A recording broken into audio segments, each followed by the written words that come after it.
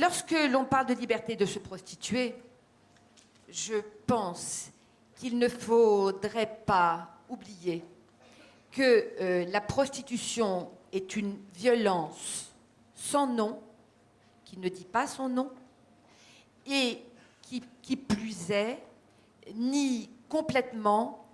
le droit au désir sexuel des femmes, qui l'assujettit complètement au bon plaisir des clients utilisateurs. Et là aussi, il s'agit d'une régression qui, pour nous, est inconcevable aujourd'hui.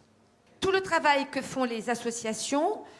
montre à l'évidence que la prostitution, c'est une question sociale et politique, et que ce n'est pas une question privée, et qu'ils ne font à aucun moment traiter cette question comme une question privée.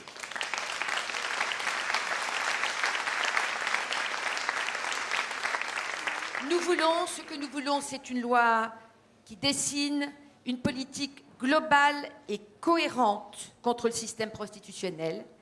une loi qui porte un ensemble de mesures et un ensemble de politiques publiques qui vont vers tous les champs, vers la personne prostituée pour la protéger, vers la lutte bien sûr contre les trafiquants,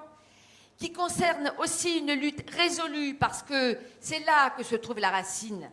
de la prostitution, une lutte résolue contre le sexisme et une mise en œuvre réelle d'éducation sexualisée dans le respect de l'autre, faire en sorte que disparaissent ces stéréotypes qui font que les femmes restent assujetties au bon vouloir des hommes dans un certain nombre de cerveaux qui n'ont pas complètement suivi l'évolution de la société. Et enfin, une loi qui inverse la charge de la preuve, c'est-à-dire qui cesse de faire d'une personne prostituée une délinquante et qui, par contre, mette le client au cœur de la responsabilité. S'il n'y a pas de client, il n'y a pas de prostitution, et s'il n'y a pas de prostitution, il n'y a pas de traite.